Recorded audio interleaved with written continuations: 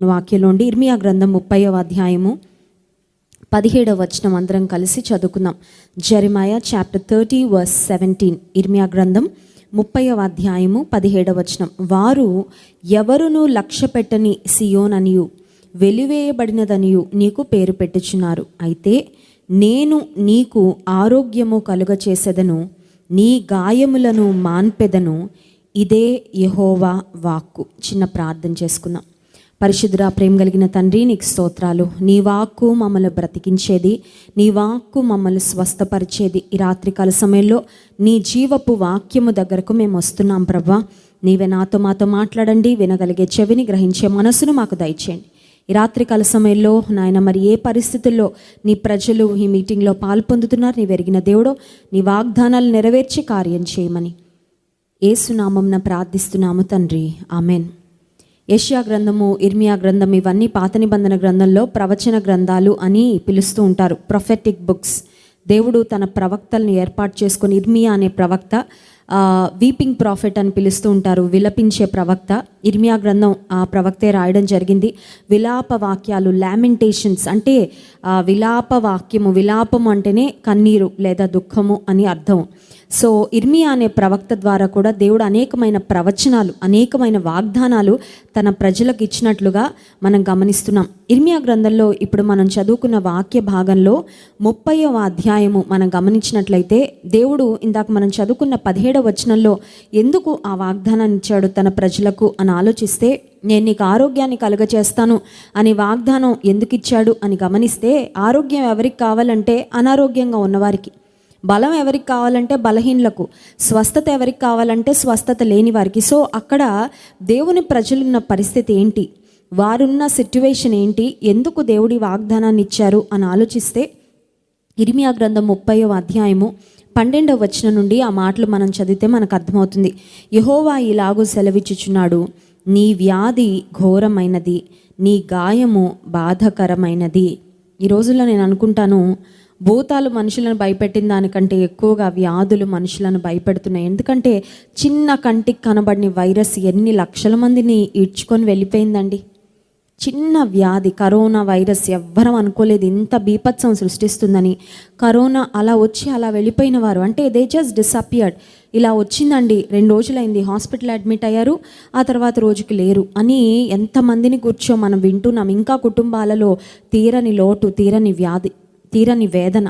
ఎందుకు వచ్చింది అంటే వ్యాధులను బట్టి వచ్చింది. ప్రపంచంలో బ్రతుకుతున్నాం కాబట్టి, because this is a fallen world, ఇది పడిపోయిన చెడిపోయిన ప్రపంచం కాబట్టి, పాప ప్రపంచం కాబట్టి, మరి ఈ ప్రపంచంలో అనేకమైన వ్యాధులు రోజు రోజుకి విజృంభిస్తూ ఉన్నాయి చెప్పాలంటే. మొన్నటి రోజు ఒక సిస్టర్ నాకు కాల్ చేసి చెప్తున్నారు, నార్త్ ఇండియాలో మా కుటుంబీకులు ఉన్నారండి, వారికి ఒక చిన్న పాప ఉంది, షీఈస్ జస్ట్ 12 years old, 12 సంవత్సరాల వయసు. సడన్గా అనారోగ్యం వచ్చింది, హాస్పిటల్లో అడ్మిట్ చేశారు. ఆ తర్వాత తన వ్యాధి ఏంటో డాక్టర్స్ డయాగ్నోస్ చేశారు. ఆ తర్వాత హాస్పిటల్లో ఉన్నప్పుడే తనకి బ్లాక్ ఫంగస్ కూడా అటాక్ అయింది. చిన్న పాప అండి, నేను నమ్మలేకపోయాను ఫోన్లో చెప్తున్నప్పుడు. 12 సంవత్సరాల పాపకు బ్లాక్ ఫంగస్ రావడం ఏంటి అని వాళ్ళ కుటుంబీకులు విలవిల్లాడిపోతున్నారు. దయచేసి ప్రార్థన చేయండి అని చెప్పినప్పుడు నిజంగా ఆ బిడ్డ కొరకు దేవుని సన్నిధిలో భారంతో ప్రార్థన చేశాను. ఎందుకు ఈ మాట చెప్తున్నానంటే, ఈ రోజుల్లో వ్యాధులు, కొత్త కొత్త పేర్లు, కొత్త కొత్త రకాల వ్యాధులు అసలు ఎలా వస్తున్నాయో అర్థం కావడం లేదు. ఆ వ్యాధులు కొన్ని సందర్భాల్లో అయితే ముదిరిపోయే వరకు కూడా ఎవరికి తెలియడం లేదు. అసలు వ్యాధి ఉన్నట్లు ఒక డౌట్ కూడా రాకుండా అలా దేహంలో డెవలప్ అయ్యే వ్యాధులు కూడా చాలా ఉన్నాయండి. ఇక్కడ వ్రాయబడిన మాట ఏంటంటే, నీ వ్యాధి ఘోరమైనది, నీ గాయము బాధకరమైనది. వ్యాధి ఘోరమైన వ్యాధి అంటే ఒక మాటలో చెప్పాలంటే డాక్టర్స్ కూడా నయం చేయలేని వ్యాధులు ఈ రోజుల్లో ఉన్నాయి. డాక్టర్స్ కూడా చాలా పరిస్థితుల్లో చేతులు ఎత్తేస్తున్నారు. డాక్టర్స్ కూడా కొన్నిసార్లు మా వల్ల కాదండి, ఏదో మేము ట్రీట్మెంట్ ఇవ్వగలం, మా వంతు మేము ప్రయత్నం చేయగలం, ఎన్ని లక్షలు మీరు పోసినా సరే మనిషి ప్రాణాన్ని మేము నిలబెట్టగలమో లేదో మేమైతే గ్యారంటీ ఇవ్వలేము అని డాక్టర్స్ చెప్తున్నారు. నీ వ్యాధి ఘోరమైనది, నీ గాయము బాధకరమైనది. కొన్నిసార్లు వ్యాధులు సైలెంట్గా ప్రజలను చంపేసే వ్యాధులు కొన్నైతే కొన్ని మనుషులను బాధించి వేదన, శ్రమ, ఆ శరీరం నలిగిపోతూ ఉంటుంది. ఒక మాటలో చెప్పాలంటే మనకి వ్యాధి రావడం వల్ల వచ్చే బాధ ఒక ఎత్తైతే, మనం ప్రేమించిన వారు, మన ఫ్యామిలీ మెంబర్స్, సొంత మన ఇంట్లో మన రక్త సంబంధికుల తల్లి కావచ్చు, తండ్రి కావచ్చు, తోబుట్టువులు కావచ్చు, మన బిడ్డలు కావచ్చు, బిడ్డలు కావచ్చు, మనవారంటూ ఎవరైనా వ్యాధి బారిన పడి వారు సఫర్ అవుతున్నారంటే అది నిజంగా చెప్పాలంటే కుటుంబం అంతటికి కూడా సఫరింగేనండి. We cannot see a loved one suffer. మనం ప్రేమించిన వారు బాధపడుతున్నారు, వ్యాధి ఏదైనా వచ్చిందంటే నిజానికి మనం కూడా తట్టుకోలేం, మనం కూడా మనశ్శాంతిగా ఉండలేం. ఆ వ్యాధి మన శరీరానికి రాకపోవచ్చు, కానీ మన వారు బాధపడుతున్నారు అనేసరికి కొన్నిసార్లు మన మనసులో కూడా చాలా బాధ, చాలా భారం. వాళ్ళు బాగుపడే వరకు, వాళ్ళకి ట్రీట్మెంట్ అయ్యే వరకు, వారు గట్టెక్కే వరకు ఇంకా పర్వాలేదండి అని డాక్టర్స్ భరోసా ఇచ్చే వరకు కొన్నిసార్లు ఆ గాయము చాలా బాధాకరము అయినది. It is so painful. వ్యాధులు అనేవి అంత సామాన్యమైనవి కాదు. వ్యాధులు మనుషులకు కలుగు చేస్తున్న డ్యామేజ్ కూడా కొన్నిసార్లు ఇర్రిప్లేసబుల్ లేకపోతే ఇర్రివర్సిబుల్ డ్యామేజ్. కొన్నిసార్లు డాక్టర్స్ చెప్తుంటారు, బాడీలో ఏ అవయవానికైనా డ్యామేజ్ అయినా పర్వాలేదండి, ఈ లంగ్స్ మాత్రం చాలా డెలికేటెడ్, లంగ్స్ చాలా డేంజరస్, లంగ్స్కి ఏదైనా ప్రాబ్లం వచ్చిందంటే మళ్ళీ అది ఇర్రివర్సిబుల్ కాదు, అంటే మళ్ళీ మందులతోనో లేకపోతే ఏదో విధంగా వాటిని మళ్ళీ బాగు చేయడం కష్టం. ఎందుకంటే బాడీలో చాలా సెన్సిటివ్ ఆర్గన్స్ అని. కరోనా వచ్చినప్పుడు కూడా చాలామంది లంగ్స్ ఇబ్బంది పడిపోయి శ్రమ పడిన వాళ్ళు చాలామంది ఉన్నారు. దేవుని వాక్యం కూడా అదే సెలవిస్తుంది. ఒకవేళ నీ వ్యాధి భయంకరమైంది అయిండొచ్చు, నీ గాయము బాధాకరమైంది అయిండొచ్చు. ఆ తర్వాత ఇంకొన్ని మాటలు చూడండి, 13వ వచనంలో మధ్య భాగం నుండి చదువుతున్నాను. కాగా నీ పక్షమున వ్యాజ్యమాడువాడు ఎవడునూ లేడు, నీ గాయములకు చికిత్స చేయదగిన మందు నీకు లేదు. నీ స్నేహితులందరూ నిన్ను మరచి ఉన్నారు, వారు నిన్ను గూర్చి విచారింపరు. నీ గాయము చేత నీవు అరచెదవేమి, నీకు కలిగిన నొప్పి నివారణ కాదు. గాయముల ద్వారా అరవడం, గాయముల ద్వారా కేకలు పెడుతూ ఉంటే అంటే అది అన్బేరబుల్ పెయిన్ అన్నమాట. వ్యాధి వలన వచ్చే బాధ మనిషి తట్టుకోగలిగిన దానికంటే ఎక్కువ వచ్చినప్పుడు కేకలు వేస్తూ ఉంటారు. కానీ అలాంటి సందర్భంలో నిన్ను ఆదరించడానికి ఎవరు లేరు, నీ దగ్గర ఉండడానికి కూడా ఎవరు లేరు, నిన్ను అర్థం చేసుకొని నిన్ను ప్రేమించి నీతో ఉంటానని వాగ్దానం చేసిన స్నేహితులు కూడా అందరూ నీకు దూరం అయి ఉండొచ్చు. ఒక నిరాదరణకరమైన పరిస్థితిలో నీ ఉండొచ్చు. నీ పక్షంగా వ్యాజ్యమాడడానికి, నీ పక్షంగా ఒకవేళ డాక్టర్స్తో మాట్లాడడానికి కానీ, నీ పక్షంగా దేవుని సన్నిధిలో ప్రార్థన విజ్ఞాపన చేయడానికి కానీ ఒకవేళ ఎవరు లేరన్నో బాధపడుతున్నావే. అలాంటి పరిస్థితిలో ఈ రాత్రికాల సమయంలో నీవు ఉన్నట్లయితే దేవుడు నీకు ఇస్తున్న వాగ్దానము 17వ వచనం, వారు ఎవరునూ లక్ష్య పెట్టని సియోననియు వెలివేయబడినదనియు నీకు పేరు పెట్టుచున్నారు. అయితే నేను నీకు ఆరోగ్యము కలుగ చేసేదను, నీ గాయములను మాన్పెదను. ఎవరు చెప్తున్నారు ఈ మాట? డాక్టర్ గారా? ఈ భూలోకపు డాక్టర్ గారా? భూలోకపు స్పెషలిస్టా? కొన్ని వ్యాధులు వచ్చినప్పుడు కొంతమంది డాక్టర్స్ అంటారు, మాకు తోచింది చేసామండి, మేము చదువుకున్న మాకున్న నాలెడ్జ్ని బట్టి చేసాం, ఇంకంతకంటే మా వల్ల కాదు. హైదరాబాద్లో నేను ఒక పెద్ద మల్టీ స్పెషాలిటీ హాస్పిటల్కు కొంతకాలం క్రితం వెళ్ళడం జరిగింది. వెళ్ళిన సమయంలో అక్కడ డాక్టర్స్ అందరూ సడన్గా ఒక రూమ్లోకి వెళ్ళిపోయారండి. డాక్టర్స్ అందరూ సడన్గా రూమ్లోకి వెళ్ళిపోతే అక్కడున్న నర్స్ని నేను అడిగాను, ఇంతమంది డాక్టర్స్ అందరూ ఒక రూమ్లోకి ఎందుకు వెళ్ళిపోయారంటే వాళ్ళు అన్నారు, ఒక కేసు వచ్చిందండి, ఒక పేషెంట్ పరిస్థితి చాలా క్రిటికల్గా ఉంది, దానికి ఒక టీమ్ ఆఫ్ డాక్టర్స్ అందరూ కలిసి పనిచేస్తే కానీ ఆ కేసు ఏంటో అనలైజ్ చేసి వాళ్ళకి ఫర్దర్ కోర్స్ ఆఫ్ ట్రీట్మెంట్ వాళ్ళు ప్లాన్ చేయలేరంట. అందుకని డాక్టర్స్ అందరూ కూడా ఒక్కొక్క డాక్టర్ కొరకు బారులు తీరు ఉన్నారు ప్రజలు. వాళ్ళందరినీ వదిలిపెట్టేసి ఒక్క పేషెంట్ కొరకు మాట్లాడుకోవడానికని పల్మనాలజిస్ట్, ఆ తర్వాత కార్డియాలజిస్ట్, ఆ తర్వాత న్యూరాలజిస్ట్, అన్ని విభాగాల్లో ఉన్న డాక్టర్లు అందరూ ఒక రూమ్లో చేరారు. ఈ రాత్రికాల సమయంలో నేను నీకు ఆరోగ్యాన్ని కలుగచేస్తాను అని చెప్పింది ఒక కార్డియాలజిస్టా, ఒక న్యూరాలజిస్టా, ఒక పల్మనాలజిస్టా, ఒక డర్మటాలజిస్టా, లేకపోతే ఒక పీడియాట్రిషియనా? ఎవరు? దేవునికున్న స్పెషలైజేషన్ ఏంటి? ఏ కాలేజ్లో చదివాడు ఆయన? లేకపోతే ఆయనకున్న మందులను గురించిన పరిజ్ఞానం, లేకపోతే మెడికల్ రిపోర్ట్స్ని గురించి ఆయనకున్న పరిజ్ఞానం ఏంటంటే, ఈ లోక సంబంధంగా యేసయ్య ఏ కాలేజ్లో చదవలేదు, ఈ లోక సంబంధంగా ఆయుర్వేద మందులో లేకపోతే ఆ ట్రీట్మెంటో ఈ ట్రీట్మెంటో ప్రకృతి వైద్యం ఏది కాదు, కానీ యేసయ్య పరమ వైద్యుడు. Hallelujah. He is the doctor of doctors. ఇంగ్లీష్లో మనం చదివితే పరమ వైద్యుడు అనే మాటకు డాక్టర్ ఆఫ్ డాక్టర్స్ అంటే డాక్టర్లందరికీ డాక్టర్ అన్నమాట. అన్ని విభాగాల్లో ఒక ఎక్స్పర్ట్స్గా ఉండే డాక్టర్స్కి ఎంత జ్ఞానం ఉంటుందో అంతకన్నా గొప్ప జ్ఞానం కలిగిన పరమ వైద్యుడు. ఎందుకని ఆలోచిస్తే అసలు మానవ శరీరాన్ని నిర్మించిందే దేవుడు. He's the maker, he's our maker, he's our designer. అసలు మన దేహంలో ఎక్కడ ఏ నరం ఉంటుంది, ఎక్కడ ఏ జాయింట్ ఉంటుంది, ఎక్కడ ఏ కండరం ఉంటుంది, ఎక్కడ ఏ సెల్స్ ఉన్నాయి, అసలు అవయవ లోపం ఏమైనా ఉందా, లేకపోతే బాడీలో ఏదైనా బలహీనత అనారోగ్యం బయలుదేరిందంటే అది ఎక్కడ బయలుదేరింది, దేవుడికి అన్నీ తెలుసు. ఎందుకంటే ఆయన మనల్ని సృజించాడు, ఆయనే మనల్ని సృజించెను, మనం ఆయన వారము, ఆయన ప్రజలము, ఆయన మేపు గొర్రెలమని 100వ కీర్తనలో 100వ కీర్తనలో వ్రాయబడి ఉంటుంది. ఆయనే మనలను సృజించెను. ఆయన సృష్టికర్త కాబట్టి, ఆయన సృజించాడు కాబట్టి అసలు ఆయనకి ఏ స్కానింగ్ అక్కర్లేదు.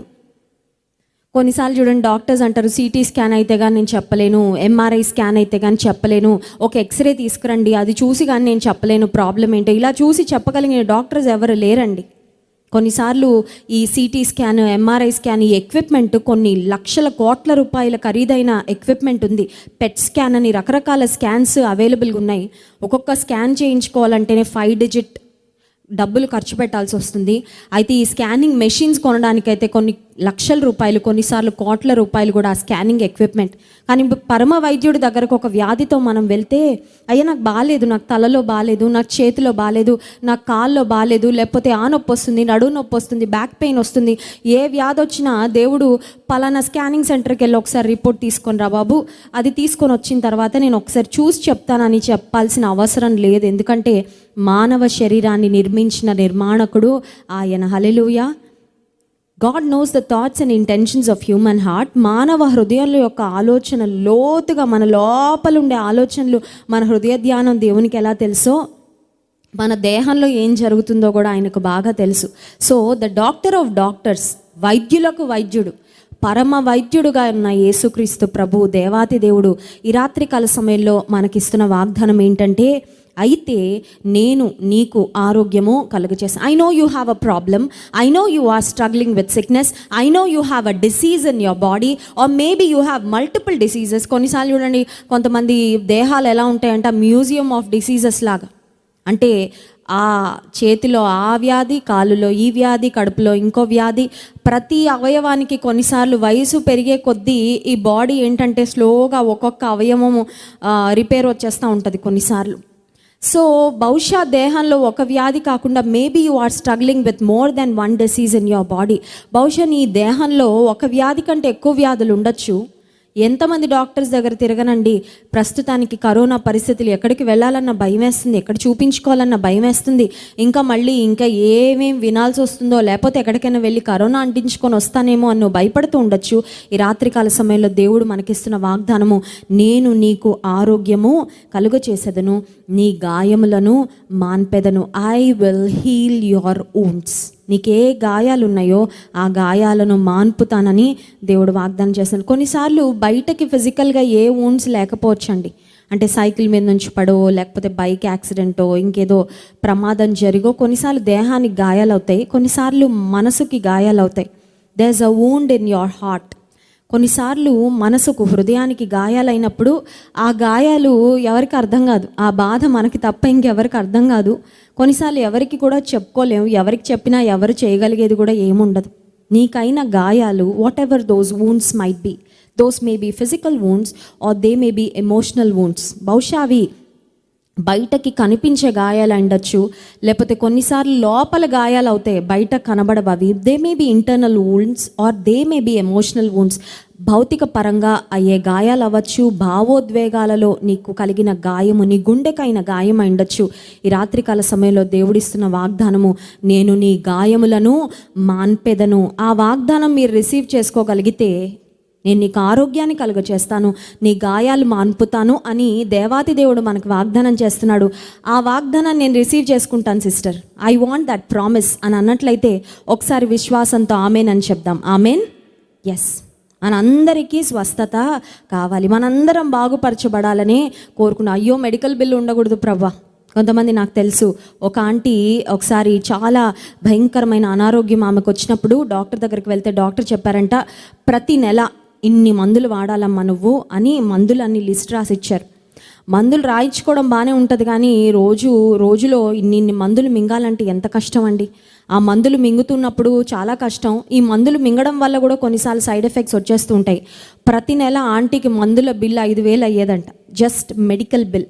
ఆ సమయంలో ఆంటీ ఒక ప్రార్థన చేసుకున్నారు. ఏమనంటే, ప్రభువా, ఈ మెడికల్ బిల్లే కనుక నాకు రాకుండా, అంటే నా వ్యాధి నువ్వు స్వస్థపరిస్తే, నన్ను బాగు చేస్తే 5,000 రూపాయలు నీ పరిచర్యకు నేను పంపిస్తాను అని దేవుని సన్నిధిలో ఒక మంచి ఒడంబడిక. మరి ఆంటీకి ఎందుకు వచ్చిందో ఐడియా నాకు తెలియదు, కానీ ఆంటీ మనసులో వచ్చిన ప్రేరేపణ, ప్రభువా, నాకు స్వస్థత ఇస్తే, నాకు ఆరోగ్యం ఇస్తే, ఈ 5,000 రూపాయల మందులు డాక్టర్ చెప్పాడు లైఫ్ లాంగ్ వాడాలని, కానీ నువ్వు నన్ను స్వస్థపరిస్తే ఈ ధనము, నా మందుల కొరకు వినియోగించే ధనము నీ పరిచర్యకు పంపిస్తానని.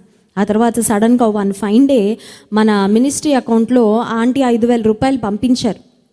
పంపించిన తర్వాత ఆంటీ చెప్పిన సాక్ష్యం ఏంటంటే, ఇది నా మెడికల్ బిల్ కొరకు ప్రతి నెల అయ్యే ఖర్చమ్మ. దేవుడు నాకు స్వస్థత ఇచ్చాడు, దేవుడు నాకు ఆరోగ్యం ఇచ్చాడు, మందులు మింగే ఆ ఇబ్బంది లేకుండా నన్ను బాగు చేసినందుకు కృతజ్ఞతగా నేను దేవునికి పంపిస్తానని వాగ్దానం చేశాను. I want to do it every month. ప్రతి నెల దేవుని పని కొరకు నేను పంపిస్తాను, ఎందుకంటే దేవుడు నాకు స్వస్థత ఇచ్చాడు కనుక. ఈ రాత్రికాల సమయంలో ఒకవేళ మందులు మింగలేని పరిస్థితుల్లో నీవు ఉన్నావేమో, మందులు కొనుక్కోలేని పరిస్థితిలో కూడా ఉన్నావేమో. ప్రభువా, ఇంక ఈ మందుల బిల్స్ అవుతూ ఉంటే నా కుటుంబాన్ని ఎలా నడిపించుకోవాలి? చూడండి, కొన్నిసార్లు అన్నీ ఎక్స్పెన్సివ్ అయిపోయాయి. కుటుంబాన్ని నడిపించుకోవడానికే ఉన్న డబ్బు కొన్నిసార్లు సరిపోవడం లేదు. కాస్ట్ ఆఫ్ లివింగ్ పెరిగిపోతుంది, అన్నిటి ఖరీదులు పెరిగిపోతున్నాయి. అయితే ఇంకా మందుల కొరకు కూడా నేనేం ఖర్చు పెట్టుకుంటానయ్యా? నాకు నువ్వు స్వస్థత ఇవ్వు, నన్ను నువ్వు బాగు చేయి, నాకు ఆరోగ్యం ఇవ్వు అని నీవు అడగగలిగితే, ఈ రాత్రికాల సమయంలో దేవుడు ఇస్తున్న వాగ్దానము, నేను నీకు ఆరోగ్యము కలగ చేసేదని. I will give you health and I will heal your wounds. నేను నీ గాయములను మాన్పుతాను. యెషయా గ్రంథంలో 38వ అధ్యాయంలో మనం గమనించినట్లయితే, మరణకరమైన రోగంతో హిజ్కియా బాధపడుతున్న సందర్భంలో దేవుని సన్నిధిలో తాను ఏం చేశాడో ఒకసారి చూద్దాం. యెషయా గ్రంథం 38వ అధ్యాయము 2వ వచనం నుండి, అతడు తన ముఖమును గోడ తట్టు త్రిప్పుకొని, యెహోవా, యథార్థ హృదయుడనై సత్యముతో నీ సన్నిధిని నేను ఎట్లు నడుచుకొంటినో, నీ దృష్టికి అనుకూలముగా సమస్తమును నేను ఎట్లు జరిగించితినో కృపతో జ్ఞాపకము చేసుకొనుమని హిజ్కియా కన్నీళ్లు విడుచుచు యెహోవాను ప్రార్థించగా, యెహోవా వాక్కు యెషయాకు ప్రత్యక్షమై ఇలాగు సెలవిచ్చే, నీవు తిరిగి హిజ్కియా యుద్ధకు పోయి అతనితో ఇట్లనుము, నీ పితరుడైన దావీదునకు దేవుడైన యెహోవా నీకు సెలవిచ్చినదేమనగా, నీవు కన్నీళ్లు విడుచుట చూచితిని, నీ ప్రార్థన అంగీకరించితిని. పురుషులకి అసలు కన్నీళ్ళే రావు. పురుషులకు ఒకవేళ కన్నీళ్ళు వచ్చినా ఎవరికి కనబడకుండా కన్నీరు కారుస్తారేమో. యూజువల్గా మేము ఎందుకు ఏడవాలండి, మేము ఏడవకూడదు, స్ట్రాంగ్గా ఉండాలి. కొన్నిసార్లు చూడండి, కుటుంబాల్లో తల్లులు కూడా నేర్పిస్తుంటారు, ఒరే నువ్వు మొగడు రా, నువ్వు ఏడవకూడదు, నువ్వు చాలా స్ట్రాంగ్ ఉండాలి, ఏమన్నా ఉన్నా మింగేసుకో అని చెప్తూ ఉంటారు కొన్నిసార్లు. But real men do cry. పురుషులైనా స్త్రీలైనా బాధ వస్తే ఏడుస్తారు ఎవరైనా సరే, అందులో పొరపాటేం లేదు. అంటే చాలా బాధ వచ్చినప్పుడు, తట్టుకోలేని వేదన వచ్చినప్పుడు కన్నీళ్ళు వస్తాయి. హిజ్కియా మరణకరమైన రోగం వచ్చి నీ ప్రాణం పోతుంది, నీ ఇల్లు చక్కబెట్టుకో అని యెషయా అనే ప్రవక్త వచ్చి చెప్పిన సందర్భంలో హిజ్కియా ఏం చేశాడని ఆలోచిస్తే, బంధువుల దగ్గరకు వెళ్ళో, కుటుంబీకుల దగ్గరకు వెళ్ళో ఏడవలేదు, కానీ తన కన్నీటిని దేవుని సన్నిధిలో ఒలికించాడు. He poured out his heart in the presence of God. దేవుని సన్నిధిలో తన కన్నీరు ఒలికించి, ప్రభువా, కృపతో నన్ను నువ్వు జ్ఞాపకం చేసుకో, ప్లీజ్ రిమెంబర్ మీ, నన్ను ఒక్కసారి జ్ఞాపకం చేసుకో అయ్యా, నీ కృపను నా పట్ల చూపించు అని హిజ్కియా కన్నీళ్లు విడుస్తూ ప్రార్థన చేసినప్పుడు దేవుడిచ్చిన చక్కని వాగ్దానం, దేవుడిచ్చిన అభయం, దేవుడిచ్చిన స్వస్థత ఏంటంటే, నీవు కన్నీళ్లు విడుచుట చూచితిని, నీ ప్రార్థన నేను అంగీకరించి ఉన్నాను, ఇంకా 15 సంవత్సరముల ఆయుష్ నీకు ఇచ్చేదను. హల్లెలూయా. ఒక్క క్షణం ఆయుష్నే మనం డబ్బులు పెట్టి కొనుక్కోలేమండి. కొనుక్కోగలమా? ఒక్క నెల ఆయుష్ను కొనుక్కోగలమా? ఒక వారం ఆయుష్ను కొనుక్కోగలమా? ఆస్తిపాస్తులు ఏదోలా కింద మీద పడి సంపాదించుకోగలమేమో, కానీ ఆయుష్ను మాత్రం మనం కొనుక్కోలేం, ఆయుష్ను సంపాదించుకోలేం. ఆయుష్ దేవుడిచ్చే శ్రేష్టమైన ఆశీర్వాదాలలో ఒకటి. ఇక్కడ హిజ్కియా కన్నీళ్లు విడుస్తూ దేవుని సన్నిధిలో చేసిన ప్రార్థన దేవుడు విని, God was moved by Hezekiah's tears. హిజ్కియా యొక్క కన్నీటితో దేవుడు కదిలించబడ్డాడు, దేవుడు స్పందించాడు. దేవుడు హిజ్కియాకి ఇచ్చిన వాగ్దానం ఏంటంటే, నువ్వు కన్నీళ్లు విడుచుట నేను చూచాను. ఆ మాట ఎంత బాగుంది చూడండి. దేవుడు ఆ మాట చెప్పకుండా డైరెక్ట్గా నీ ప్రార్థన విన్నాను, నీ ఆయుష్ పొడిగిస్తానని చెప్తే సరిపోయేది కదా, లేదు. హిజ్కియా ఎంత బాధతో దేవుని సన్నిధిలో కన్నీరు కార్చాడో ఆ కన్నీరు దేవుడు చూశాడు. క్రైస్తవ జీవితంలో కొన్నిసార్లు కన్నీటి ప్రార్థన చేయండి, కన్నీటి ప్రార్థన యొక్క విలువ తెలుసుకోండి, మీ కొరకు మీ కుటుంబాల కొరకు అంగలార్చండి, ఏడవండి దేవుని సన్నిధిలో అని చెప్తుంటే కొంతమంది అనుకుంటారు, మేమెందుకండి ఏడ్చేది, నాకు ఏడవలసిన అవసరం ఏంటండి, నేను చాలా స్ట్రాంగ్ అండి, ప్రపంచం అంతటి దగ్గర నువ్వు స్ట్రాంగ్గా ఉండొచ్చు, కానీ దేవుని సన్నిధిలో నీవు కన్నీరు కార్చి ప్రార్థన చేసే అనుభవం నీకుంటే హిజ్కియా వలె నీవు ఖచ్చితంగా దేవుని కృపను పొందుకుంటావు. నిస్సహాయ పరిస్థితిలో హిజ్కియా కన్నీరు విడిస్తే దేవుడు మాట్లాడుతున్న మాట, నీవు కన్నీళ్లు విడుచుట చూచాను, ఐవ్ సీన్ యువర్ టీయర్స్. హిజ్కియా ఏడిస్తే ఏడ్చాడులే, మరి మరణం వస్తుందంటే ఎవరైనా ఏడుస్తారు కదా అని దేవుడు ఏదో లైట్ తీసుకోలేదండి. హిజ్కియా యొక్క కన్నీటిని చూశాడు. హిజ్కియా యొక్క కన్నీటిని చూశానని మళ్ళీ దేవుడు హిజ్కియాతో చేస్తున్న కాన్వర్జేషన్లో మనం చూస్తున్నాం. 15 సంవత్సరాల ఆయుష్, ఒక్క ప్రార్థన, ఒక్క కన్నీటి ప్రార్థన, ఒక్క దేవుని కదిలించే ప్రార్థనతో 15 సంవత్సరాల ఆయుష్ను హిజ్కియా పొందుకున్నాడు. ఈ రాత్రికాల సమయంలో మీరు ఎలాంటి పరిస్థితుల్లో ఉన్నారో నాకు తెలీదు. I do not know what kind of helpless situation you are in. ఒకవేళ నిస్సహాయ పరిస్థితిలో ఉన్నారేమో, నా వ్యాధి ఏంటో తెలియడం లేదండి, ఎన్ని టెస్టులు చేయించుకున్నా అంత బాగానే ఉంటుంది, కానీ బాధ మాత్రం తగ్గట్లేదు, వ్యాధి యొక్క సిమ్టమ్స్ అయితే బాడీలోనే ఉంటున్నాయి, నాకేం తెలియడం లేదు. ఓ మేబీ డాక్టర్స్ ఒకవేళ పలానా వ్యాధి అని చెప్పుండొచ్చు, ఈ వ్యాధి ఎలా నయమవుతుంది, నా పరిస్థితి ఏంటి, నా భవిష్యత్ ఏంటి, నా కుటుంబం ఏంటి, నా బిడ్డల సంగతి ఏంటి, నా తల్లిదండ్రుల సంగతి ఏంటి, ఈ వ్యాధి గురించి నేను ఖర్చు పెట్టుకోగలనా, ఎక్కడ తిరగాలి, ఎవరి దగ్గరకు వెళ్ళాలి. Maybe you are troubled. ఈ రాత్రికాల సమయంలో ఒకవేళ కృంగిపోయి ఉన్నావేమో, దేవుడు నీకు వాగ్దానం చేస్తున్నాడు, నిన్ను స్వస్థపరచు యెహోవాను నేనే. హల్లెలూయా.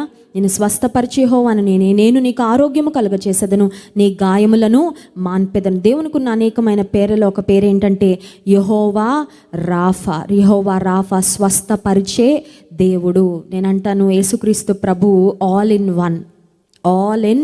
వన్. నీకు కష్టం ఉంటే నీ కష్టాన్ని తీర్చగలడు, వ్యాధి ఉంటే వ్యాధిని స్వస్థపరచగలడు, మనశ్శాంతి లేకపోతే మనసుకు నెమ్మది ఇవ్వగలడు, ఆర్థిక ఇబ్బందులుంటే ఆ ఇబ్బందుల నుంచి విడిపించగలడు, నీకేం కావాలో అది ఇవ్వగలడు. In Christ you have everything. యేసుక్రీస్తు ప్రభువులో నీకు కావలసినవన్నీ ఉన్నాయి, అన్నీ ఆయన యందే దాచబడి ఉన్నాయి. రాత్రికాల సమయంలో ఒకవేళ వ్యాధితో నీవు ఉన్నట్లయితే, బాధపడుతున్నావేమో, కృంగిపోతున్నావేమో, కన్నీరు ఎక్కడో విడవద్దు, దేవుని సన్నిధిలో విడువు. కన్నీరు కార్చి దేవుని సన్నిధిలో ప్రార్థించే, అడుగు ప్రభువా నన్ను స్వస్థపరచని, దేవుడు తప్పకుండా నీ పట్ల కార్యం చేస్తాడు. రాత్రికాల సమయంలో వ్యాధిగ్రస్తులుగా ఎంతమంది ఉన్నారో ఒక్కసారి మీకు వ్యాధి ఎక్కడుంటే అక్కడ మీ చేయిని పెట్టుకోండి. ఒకసారి లైవ్లో అందరం కలిసి, ఇక్కడ క్రైస్ట్ వర్షిప్ సెంటర్లో చాలామంది ఉన్నారు, ఒకసారి అందరం లేచి నిలబడదాం. లైవ్లో కూడా చాలామంది పాలు పొందుతున్నారు. మీరే వ్యాధితో బాధపడుతున్నా ఒకసారి దేవుని బిడ్డలంగా మేమందరం కలిసి ఏకీభవించి ప్రార్థన చేస్తాం. దేవుడు నిశ్చయముగా స్వస్థత అనుగ్రహిస్తాడు. He is alive. ఆయన సజీవుడైన దేవుడు, ఆయన ఇంకా శక్తి కలిగిన దేవుడు, ఇంకా కార్యాలు చేస్తున్న దేవుడే. ఎప్పుడో చేశాడండి, ఇప్పుడు చేస్తాడా అంటే నీవు నమ్మితే, నీ నమ్మిక చొప్పు నీకు జరుగుతుంది. వ్యాధి ఎక్కడుందో, బాధ ఎక్కడుందో, అనారోగ్యం ఎక్కడుందో అక్కడ విశ్వాసంతో మీ చేయి పెట్టుకోండి. ఈ ప్రార్థనలో విశ్వాసంతో ఏకీభవించండి. ప్రార్థన చేస్తున్న మనం అత్యంత సామాన్యులమై ఉండొచ్చు, కానీ మనం ప్రార్థన చేస్తుంది మాత్రం అసాధారణమైన కార్యాలు చేసే దేవుని కనుక యేసే తప్పకుండా స్వస్థత ఇస్తారు. పరిశుద్ధ ప్రేమ కలిగిన తండ్రి నీకు స్తోత్రాలు. ఈ రాత్రికాల సమయంలో మీరు ఇచ్చిన వాగ్దానాన్ని బట్టి వందనాలయ్యా. నేను మీకు ఆరోగ్యము కలుగచేసేదను, నీ గాయములను మాన్పెదను అని వాగ్దానం చేశావు. ఈ రాత్రికాల సమయంలో నా ప్రియ సహోదర సహోదరులు ఎంతమంది వ్యాధులతో సతమతం అవుతున్నారో, వ్యాధులతో నాయన ఇబ్బంది పడుతున్నారో ప్రభా, వేదన, మానసికమైన కృంగుదల, నెక్స్ట్ ఏం చేయాలో దిక్కుతోచని పరిస్థితి, భవిష్యత్తును గూర్చిన అనేకమైన ప్రశ్నలు, అగమ్యగోచరమైన స్థితి, వ్యాధిగ్రస్తులైన వారందరినీ నజరేయుడైన యేసు నామములో ముట్టండి ప్రభా. నీ నామములో స్వస్థత ఉంది కనుక స్తోత్రాలు. నీ నామములో ప్రతి వ్యాధికి మందుంది కనుక స్తోత్రాలయ్యా. అన్ని వ్యాధుల నుండి నువ్వు నయం చేయగలిగిన దేవుడో కనుక స్తోత్రాలు. ఇప్పుడే నీ పునరుత్థాన శక్తిని వ్యాధిగ్రస్తులుగా, బలహీనులుగా ఎంతమంది ఉన్నారో వారి దేహంలోకి పంపించి సంపూర్ణమైన ఆరోగ్యము దయచే.